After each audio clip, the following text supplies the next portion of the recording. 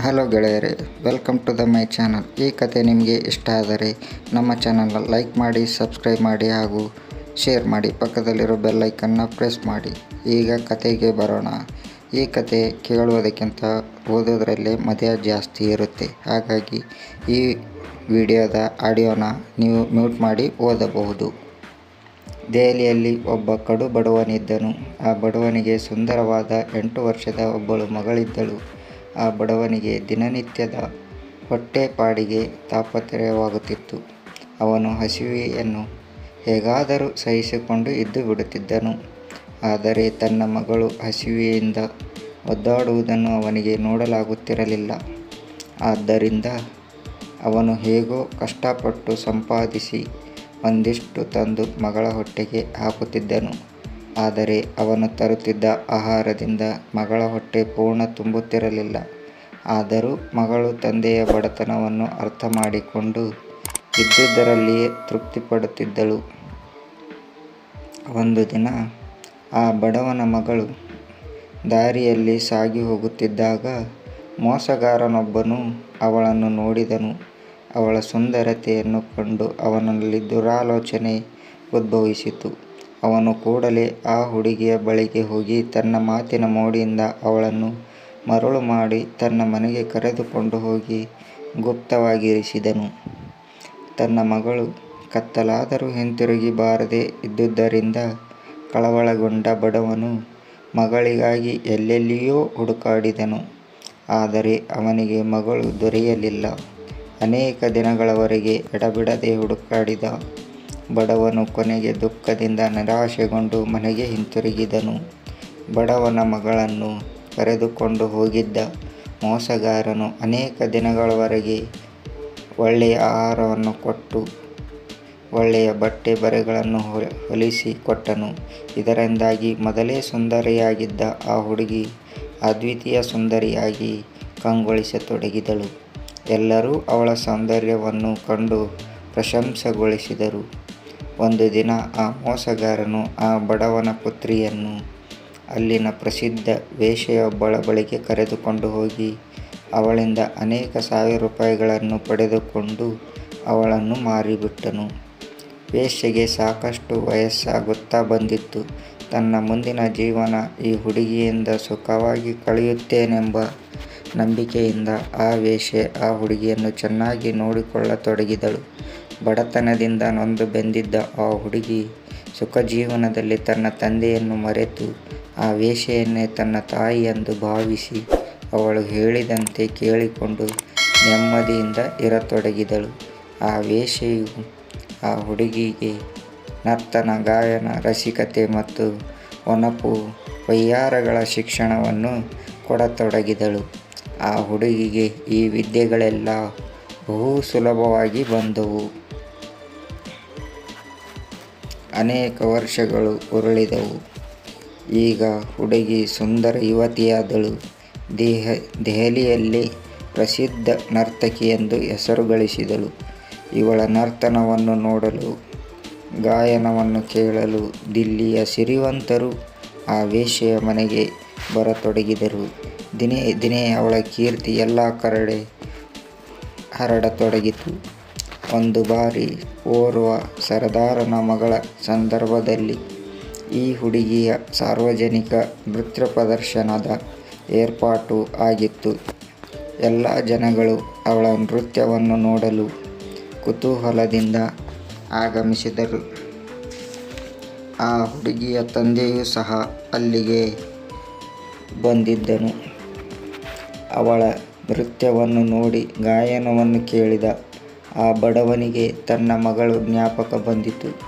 ಏನೋ ಒಂದು ರೀತಿಯ ಭಾವನೆ ಅವನಲ್ಲಿ ಬಂದು ಕಳೆದು ಹೋದ ತನ್ನ ಮಗಳೇ ಇವಳಿರಬೇಕೆಂದು ಅವನ ಅಂತರಾತ್ಮಕ್ಕೆ ಭಾಸವಾಯಿತು. ಅವನು ಅವಳ ಹತ್ತಿರಕ್ಕೆ ಬಂದು ಚೆನ್ನಾಗಿ ಪರೀಕ್ಷಿಸಿದನು. ಆ ಹುಡುಗಿಯ ಎಡ ಕೆನ್ನೆಯ ಮೇಲಿದ್ದ ಕಪ್ಪು ಮಚ್ಚೆಯನ್ನು ನೋಡಿ ಇವಳು ಖಂಡಿತ ನನ್ನ ಮಗಳೇ ಎಂದು ಗುರುತು ಹಿಡಿದನು. ಆದರೆ ಇಂತಹ ಸಭೆಯಲ್ಲಿ ಇಂತಹ ಪ್ರಸಿದ್ಧಳಾದವಳನ್ನು ತನ್ನ ಮಗಳೆಂದು ಹೇಳಿದರೆ ಯಾರೂ ನಂಬುವುದಿಲ್ಲವೆಂದು ಯೋಚಿಸಿ ಸುಮ್ಮನಾದನು. ಹೇಗೋ ದೇವನ ದಯೆಯಿಂದ ನನ್ನ ಮಗಳು ಬದುಕಿ ಸುಖವಾಗಿರುವವಳಲ್ಲ ಎಂದು ಮನದಲ್ಲೇ ಸಂತಸಪಟ್ಟುಕೊಂಡು ಹತ್ತಿರದಿಂದಲೇ ಮಗಳನ್ನು ನೋಡುತ್ತಾ ನಿಂತನು. ಇಂತಹ ಸುಖವಾಗಿರುವ ಅವಳು ತಾನು ಕರೆದರೂ ತನ್ನ ಜೊತೆಯಲ್ಲಿ ಬರುವುದಿಲ್ಲ ಎಂದು ಅವನಂದುಕೊಂಡನು. ಆ ಹುಡುಗಿಯ ಬಗ್ಗೆ ವಿವರಗಳನ್ನು ತಿಳಿದುಕೊಳ್ಳಲು ಅವನ ಮನಸ್ಸು ಹಾತೊರೆಯಿತು. ಅಲ್ಲಿ ನೆರೆದಿದ್ದ ಅನೇಕರನ್ನು ಅವನು ಆ ಹುಡುಗಿಯ ಬಗ್ಗೆ ವಿಚಾರಿಸಿದಾಗ ಆ ಹುಡುಗಿಯನ್ನು ಸಾಕಿದವಳು ಅದೇ ಊರಿನ ವೇಶ್ಯೆ ಎಂಬುದು ಗೊತ್ತಾಯಿತು. ಆ ವೇಶ್ಯೆಯ ಮನೆಯ ಗುರುತನ್ನು ತಿಳಿದುಕೊಂಡು ಆ ಬಡವ ಬೀರ್ಬಲ್ನ ಮನೆಗೆ ಬಂದು ಬೀರ್ಬಲ್ನಿಗೆ ತನ್ನ ಮಗಳ ಕಥೆಯನ್ನು ವಿವರವಾಗಿ ತಿಳಿಸಿದನು. ನಂತರ ಹೇಗಾದರೂ ತನ್ನ ಮಗಳನ್ನು ತನಗೆ ಕೊಡಿಸಬೇಕೆಂದು ಪ್ರಾರ್ಥಿಸಿದನು. ಬಡವನ ಕಥೆಯನ್ನು ಕೇಳಿ ಬೀರ್ಬಲ್ ಅವನ ಮೇಲೆ ಕನಿಕರಗೊಂಡು ಅವನನ್ನು ತನ್ನ ಜೊತೆಯಲ್ಲೇ ಕರೆದುಕೊಂಡು ನೇರವಾಗಿ ಅಕ್ಬರ್ ಚಕ್ರವರ್ತಿಯ ಬಳಿ ಹೋಗಿ ಆ ಬಡವನ ಕರುಣಾಜನಕ ಪರಿಸ್ಥಿತಿಯನ್ನು ವಿವರಿಸಿದನು.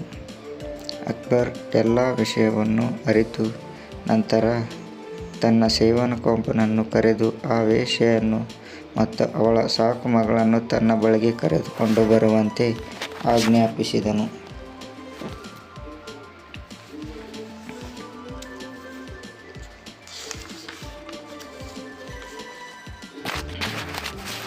ಸೇವಕನು ಆ ತಕ್ಷಣವೇ ವೇಶ್ಯೆಯ ಮನೆಗೆ ಹೋಗಿ ಚಕ್ರವರ್ತಿಗಳ ಆಜ್ಞೆಯನ್ನು ತಿಳಿಸಿದ.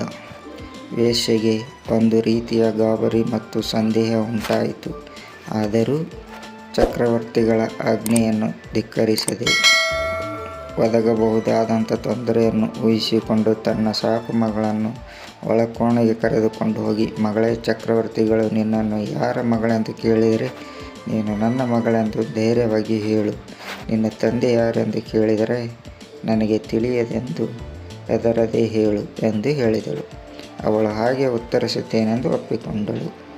ನಂತರ ಅವರಿಬ್ಬರು ಸೇವಕನ ಜೊತೆಯಲ್ಲಿ ಅಕ್ಬರನ ಆಸ್ಥಾನಕ್ಕೆ ತಲುಪಿದರು.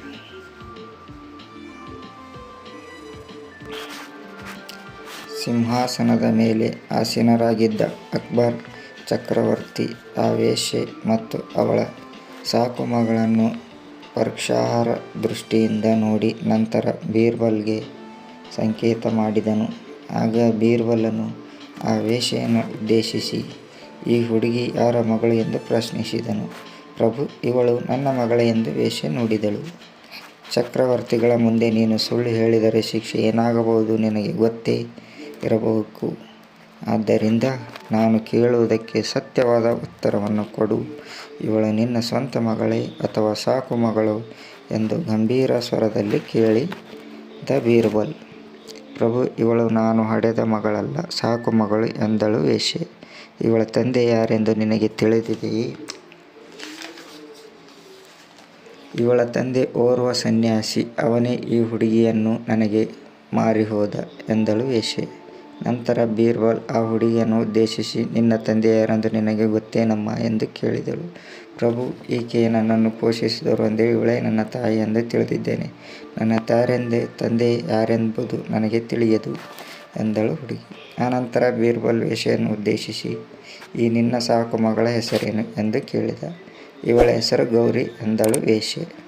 ಅವಳ ಮಾತು ಕೇಳಿ ಬೀರ್ಬಲ್ಗೆ ಏನೆಂದು ತೀರ್ಮಾನಿಸಬೇಕೆಂದು ತೋಚದಾಯಿತು. ಅವನು ಅಕ್ಬರನೊಂದಿಗೆ ಮೇಲುದನಿಯಲ್ಲಿ ಮಾತಾಡಿ ಅವರಿಬ್ಬರಿಗೂ ಮನೆಗೆ ಹೋಗುವುದಕ್ಕೆ ಅಪ್ಪಣೆ ಕೊಡುವಂತೆ ಕೇಳಿಕೊಂಡ. ಮತ್ತೊಮ್ಮೆ ಕೇಳಿಸಿದಾಗ ತಾಯಿ ಮಗಳು ಇಬ್ಬರು ಆಸ್ಥಾನಕ್ಕೆ ಬರುವಂತೆಯೂ ಹೇಳುವಂತೆ ವಿನಂತಿಸಿಕೊಂಡ. ಅದರಂತೆ ಅಕ್ಬರ್ ಅವರಿಬ್ಬರಿಗೂ ಆದೇಶವಿತ್ತು ಮನೆಗೆ ಕಳಿಸಿಕೊಟ್ಟ. ಸಭೆಯಿಂದ ಅವರು ಹೊರಟು ಹೋದ ನಂತರ ಬೀರ್ಬಲ್ ಆ ಬಡವನನ್ನು ಅವನ ಮಗಳ ಹೆಸರೇನೆಂದು ಕೇಳಿದ. ಆ ಬಡವನು, ಸ್ವಾಮಿ, ನನ್ನ ಮಗಳ ಹೆಸರು ಲಕ್ಷ್ಮಿ ಎಂದು. ಅವಳನ್ನು ಲಕ್ಷ್ಮಿ ಎಂದು ಕರೆದರೆ ಅವಳು ಓಡಿ ಬರುತ್ತಾಳೆ. ಅದು ಅಲ್ಲದೆ ಅವಳ ಎಡ ಕೆನ್ನೆಯ ಮೇಲೆ ಒಂದು ಕಪ್ಪು ಮಚ್ಚೆ ಇದೆ ಎಂದನು. ಸರಿ, ಒಂದು ವೇಳೆ ಅವಳು ನಿಜವಾಗಿಯೂ ನಿನ್ನ ಮಗಳೇ ಆಗಿದ್ದರೆ ಅವಳು ನಾಳೆಯೇ ನಿನ್ನ ಜೊತೆ ಬರುವಂತೆ ಏರ್ಪಾಟು ಮಾಡುವೆ. ಕತೆ ಮುಂದುವರಿಯುತ್ತದೆ. ಈ ಕತೆ ನಿಮಗೆ ಇಷ್ಟವಾದರೆ ಲೈಕ್ ಮಾಡಿ, ಶೇರ್ ಮಾಡಿ ಹಾಗೂ ಸಬ್ಸ್ಕ್ರೈಬ್ ಮಾಡಿ. ಧನ್ಯವಾದಗಳು.